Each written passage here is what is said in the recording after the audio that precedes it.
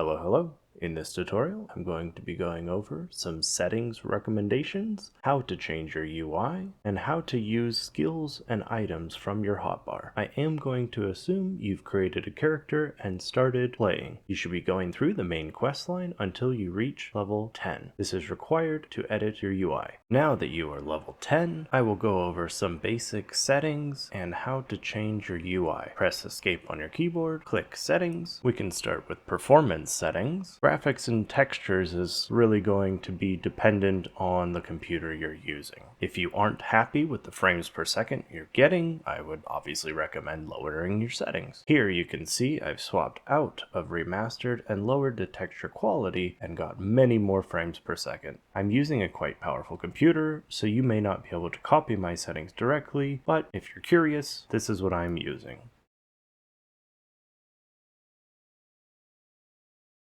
Next, we can look at optimization. Auto frame optimization can help you in situations where many adventures are all on the screen at the same time and your frames are dropping. It will automatically hide the effects and pets of other adventures to help you recover some of those dropped frames. If you need it, there is an upscale option including AMD Fidelity FX Super Resolution. As I've said in guides before, I recommend turning off low power option. I recommend turning on the miss effect, so you know if you're lacking accuracy and missing the opponent. You can turn on effect optimization and drag the slider to prioritize the visual effects or the performance of your computer. I do not personally use character optimization, and I have turned off hide other adventures. If you click camera performance, you can drag camera vision range to get a wider field of view. If you click workers and pets, you can choose to display only your pets, show everyone's pets including other adventurers, or hide pets altogether to help with performance. If you click display settings, game window, you can choose to run the game in full screen window, or game window. Especially if you're a new player and you're tabbing out often to look up guides, I would recommend full screen window. Change your resolution here, and one of the most important settings we'll go over today is the UI scale. If you use the UI scale at 100%, it may be hard to see icons or read any text on screen. Increasing the UI scale may be necessary. Clicking display quality, you'll see many of the similar settings we've already seen before. Under display quality, there are a few additional options though. You can choose to show blood, reduce snow buildup, or remove other adventurers' effects to help the performance of your computer. Clicking effects will change the photo filter of the game. Swapping through the filters, you can change the look of your game quite dramatically. Scrolling all the way down, you will see there are some colorblind modes. Clicking camera graphics, again you'll see the ability to change your field of view using the camera vision range. Scrolling down, you can change camera effects like vibration and shaking and motion blur when you're in combat. Personally, I choose to turn off all camera effects. Audio settings are exactly what you'd expect them to be. If we click general settings and quality of life, you can see some other important settings that we will be turning on. Toggle on separable quick slot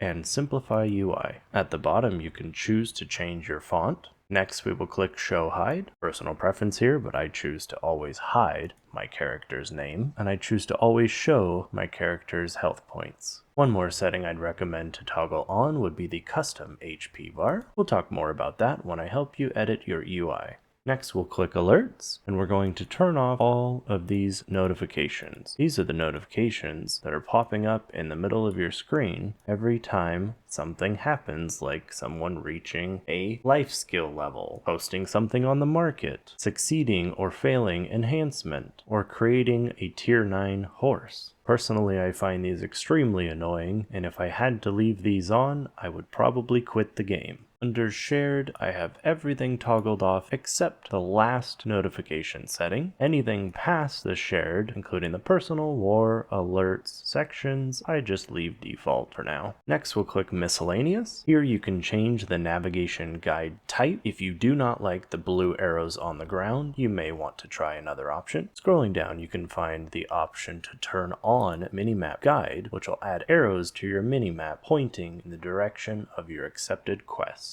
Some settings I personally choose are hiding UI when struck turned off so that when a monster strikes you, it doesn't close out of things like your inventory window. I do, however, leave on hide full screen UI when struck so that I know I'm getting attacked by a monster if I have a window like the map open. Everything else under miscellaneous I've left default. Last section, hotkey and input settings. I'm going to skip action, hotkeys, UI hotkeys for now, and go straight to quick slot hotkeys. If we scroll down, you can see there are quick slots past 10, but do not have default key bindings. If you have side mouse buttons, you may want to use those for additional quick slots. You can click anywhere in this box, then click the side mouse button. I will continue doing this for quick slot 12, quick slot 13, and lastly, I personally use quick slot 14 on caps lock. Soon I'll show you how to utilize these. Click mouse interface, and the last setting we're going to change is toggling on use mouse to move. Go ahead and hit confirm to apply all the changes we've made.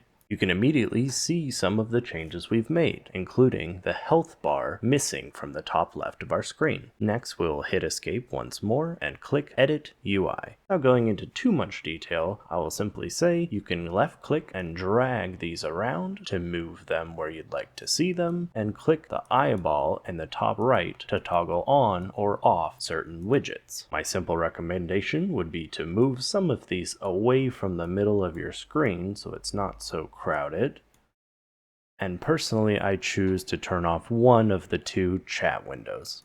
Now that we have a custom HP bar, we can move that exactly where we'd like it. I will choose to move my stamina bar closer to my health bar. Since we've chosen custom quick slots, we can turn all of those on. I will choose to turn on up to 14, since those are the 4 that I chose to put on my mouse, side buttons, and caps lock. Once you're happy with these changes, go ahead and click save. Choose one of your presets. You can have up to 3. Now if we start fighting, we can see our custom health bar is much closer to our player and easier to see than way up in the top left. You can hit K to open your skills window, left click and drag skills onto your hotbar. You can hit escape to leave the skills window, press 1 to use that skill. You can left click and drag your skill onto other numbers. You can also drag the skill over to our quick slots 11, 12, 13, and 14, and now they will be assigned to our side mouse button, or our middle mouse button, or caps lock, wherever you choose to use it. Go ahead, press I for inventory. If it automatically doesn't put your potions into your hotbar, go ahead and left click and drag onto slot number 1 if that's where you'd like it. And now you can press the 1 key to heal your character. Same as with the skill, we can drag this over to our side mouse buttons if we'd like. After you've killed some monsters, you'll see glowing pillars next to their bodies. You can walk over and press R to loot items off the corpse. Press R again to get all of the items listed. Later on, you'll receive pets that will help you do all of your looting. Ideally, you will not have to manually loot very often. And that's it for this video tutorial. I hope this was helpful for getting your settings sorted and your UI looking exactly how you'd like it. Please consider clicking like and getting subscribed to see when I release another new player guide soon. If you have any questions, leave them in the comments below or come on over to my live stream. I'll see you later.